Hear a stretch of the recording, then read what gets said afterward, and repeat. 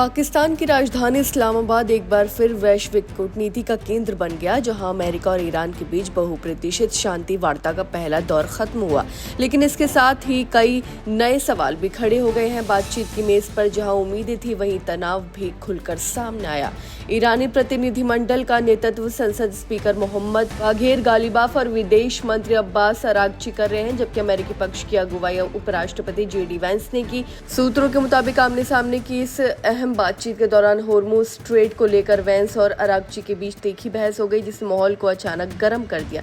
ये ठहराव साफ संकेत देता है कि दोनों देशों के बीच अविश्वास अब भी गहरा है। मैं आपको बता दें कि इसी बीच इजराइल के प्रधानमंत्री बेंजामिन नेतन्याहू ने एक सख्त बयान जारी कर पूरी शांति प्रक्रिया पर सवाल खड़ा कर दिया है। उन्होंने साफ कहा है कि इजराइल ईरान के आतंकवादी शासन के खिलाफ अपनी लड़ाई जारी रखेगा। सोशल मीडिया प्लेटफॉर्म एक्स पर उन्होंने तुर्की के राष्ट्रपति एर्दोगन पर भी निशाना साधते हुए गंभीर आरोप लगाए, जिससे क्षेत्रीय तनाव और बढ़ गया है। वहीं नेतन्याहू ने अपने वीडियो संदेश में दावा किया कि इजराइल ने ईरान की परमाणु आकांक्षाओं को बड़ा झटका दिया है। उनके मुताबिक ईरान परमाणु हथियार बनाने के बेहद करीब था और रोजाना सैकड़ों मिसाइलें बनाने की क्षमता रखता था, जो इजराइल के लिए बड़ा खतरा था। उन्होंने ये भी कहा कि ईरान के पास अब भी 400 किलोग्राम से ज्यादा संवर्धित यूरेनियम मौजूद है, जिसे या तो कूटनीति या बलपूर्वक हटाया जाएगा। वहीं इस हाई प्रोफाइल वार्ता की खास बात यह रही कि 1979 की इस्लामी क्रांति के बाद ये दोनों देशों के बीच पहली सीधी उच्च स्तरीय बातचीत मानी जा रही है। पाकिस्तान ने मध्यस्थ की भूमिका निभाते हुए दोनों पक्षों को एक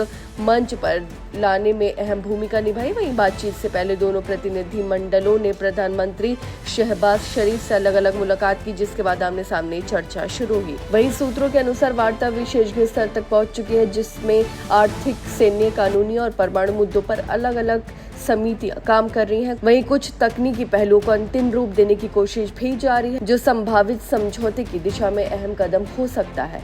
वहीं अमेरिकी टीम में डोनाल्ड ट्रंप के दामाद जेरेड कुशनर और विशेष दूत स्टीव विटकॉफ की मौजूदगी इस बातचीत को और भी अहम बनाती है। वहीं ईरानी पक्ष में शीर्ष सुरक्षा और आर्थिक अधिकारी शामिल है, जो इस वार्ता के गंभीर स्वरूप को दर्शाते हैं। हालांकि शांति की इस कोशिश के बीच एक बड़ा झटका भी लगा है।